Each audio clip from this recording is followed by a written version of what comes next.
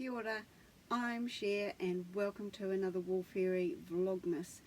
Well, today was Monday and I'm actually back at the tiny house, so it is a complete disaster behind the screen like you wouldn't believe. But anyway, I'm back at the tiny house and my friend Helen is coming back to New Zealand, and so she should be there tomorrow morning. I've got the other chicken auntie looking after things, and I best turn my phone off because they'll be starting to have bling bling blings. So there we go, that's off now. So yeah, I had a busy day getting ready, the house ready for Helen coming back. I made a bed and did all the washing and the dishes and made all the house really nice for her to welcome her back home after her adventures away. She unfortunately got COVID. Anyway, good news is my daughter is feeling a lot better today, so that is a massive relief. It was a bit of a scary weekend. And anyway, today I ended up going to spinning. I was thinking, oh, maybe I shouldn't go get everything sorted, but then my friend texted me, Joyce, and she said, I've got a cake for you, and I went, oh, I'm definitely going then. It was a stunning chai cake that was for my birthday. I brought back some to share with the whānau up here. Went to spinning. I did a little bit of spinning, but I knew my spinning wheel battery was running down low, so I took a backup work to do. And I showed you yesterday my lovely present from my friend Natalie, and luckily my friend Diana has been rescuing shoe boxes from her work, so I've got something to put my carded fleece into. So I actually just used my combs. They're somewhere in this area, somewhere here. I've got all my waste fibre in here, which is going to go into a coffee sack, and I'm making a dog bed for my friend Jar at recovery at the transfer station.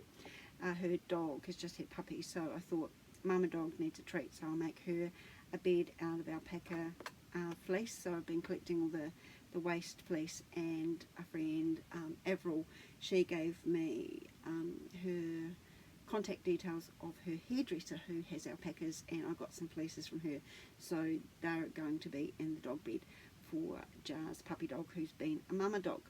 So this is the beautiful fleece from Excalibur, the naughty little boy who rolled in the grass just before he got onto the shearing table and did a giant poo and stood in it. Yeah, what can you do with these children? But this is a cria fleece, absolutely stunning. He's a beautiful boy. To Nat for the beautiful fleece. I've got a present to send to Nat. When I went shopping the other week in the city, I found her,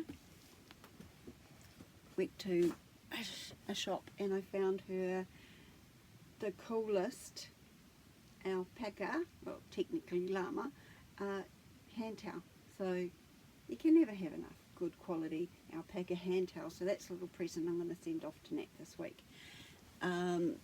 Tomorrow it's back to work, which is pretty exciting. New Zealand Fabrics and Yarn have been closed for a few weeks while Tracy was away in America, so she had a break, I had a break, and I was just working at my second job, and I got some new qualifications. I can now tag and test electrical equipment, so that's pretty cool.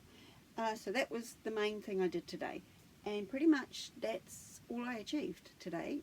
That cleaning up the house sit thing, and then hanging out with Margaret and having cups of tea, and the gardener came around and we had more cups of tea, and then we watched some telly. So that was pretty much our afternoon, and I carded some fleeces, so that's a good thing to do.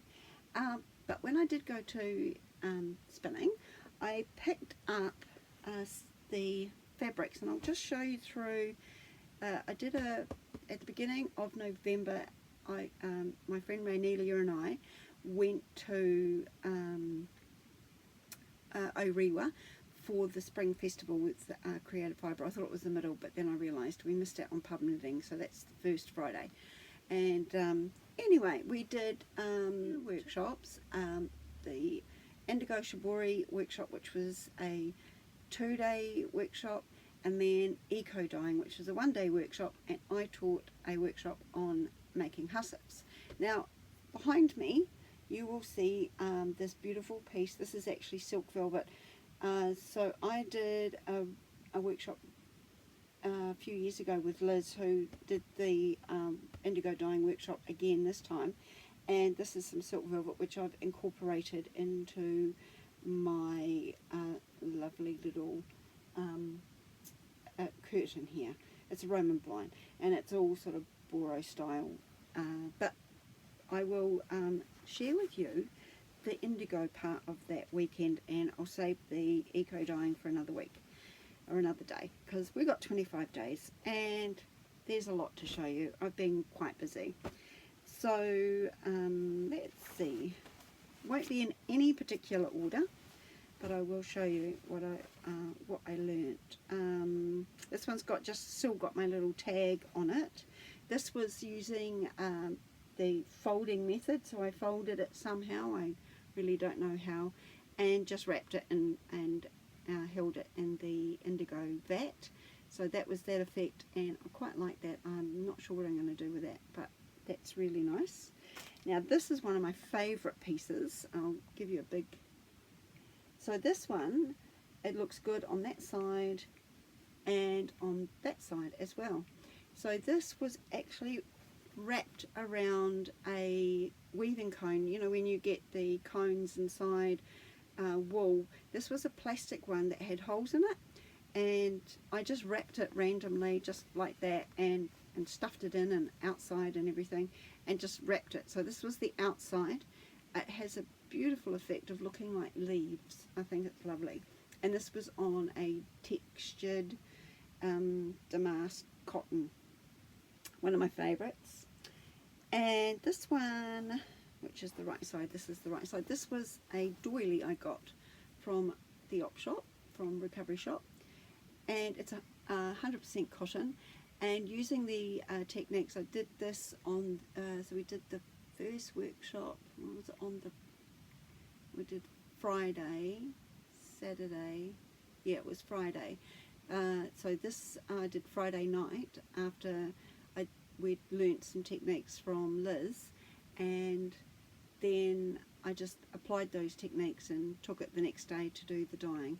So this one was triangular, this was a whip stitch around the outside, and this was the little round circles that we were practicing. So really loved that one.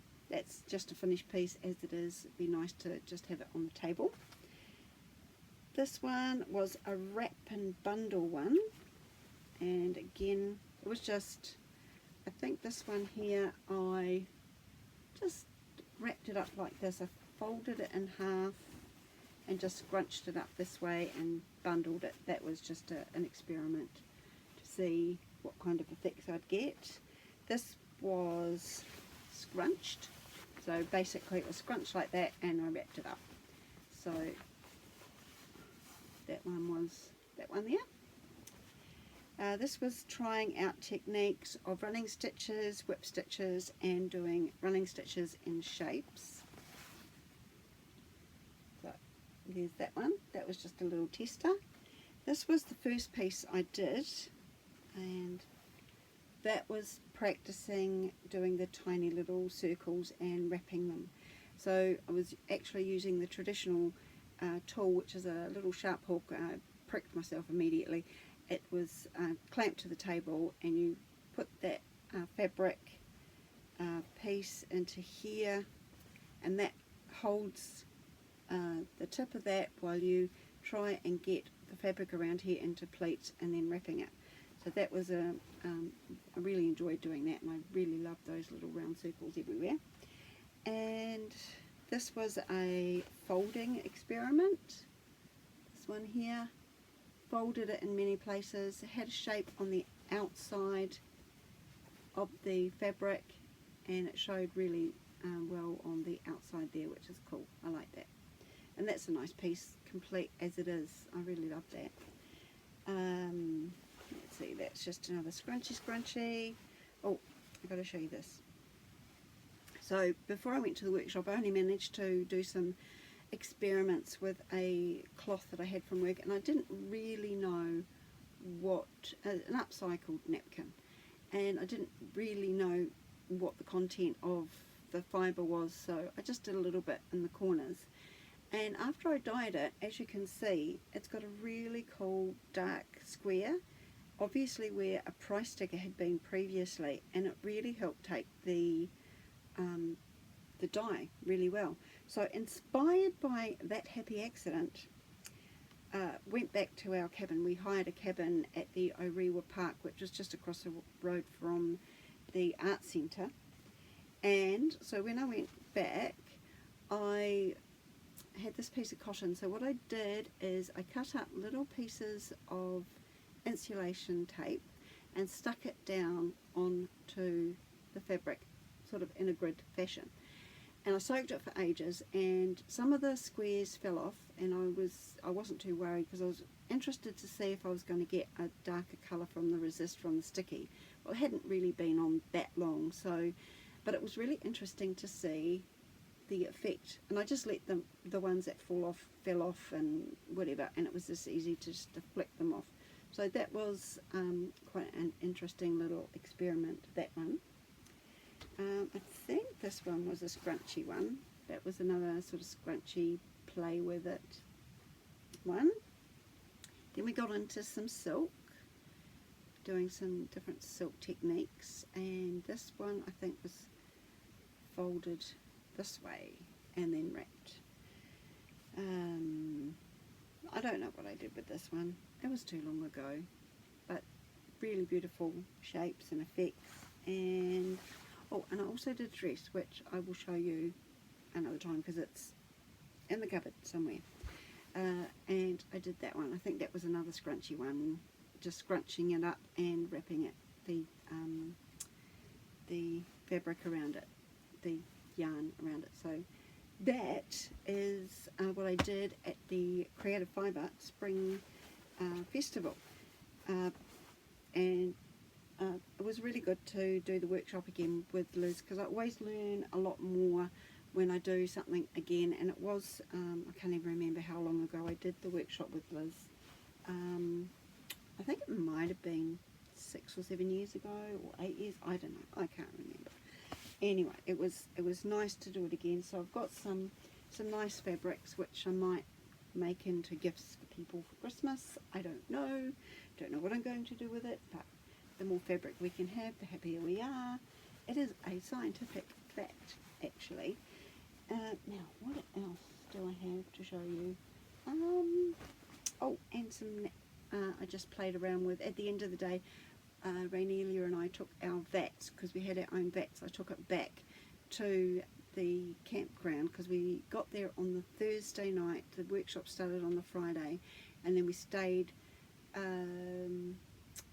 Monday night, because it was going right through till Monday when we did the eco dyeing, and we went back on Tuesday morning when I just went straight back to work. It was great. And my friend Chrissy drove us from Aotearoa, because she is a local in Aotearoa, and dropped us off in Birkenhead, and then Rainelia was able to get back on the bus and then go back to Waiheke. It took her a few hours, but she had a great time. She went op shopping again.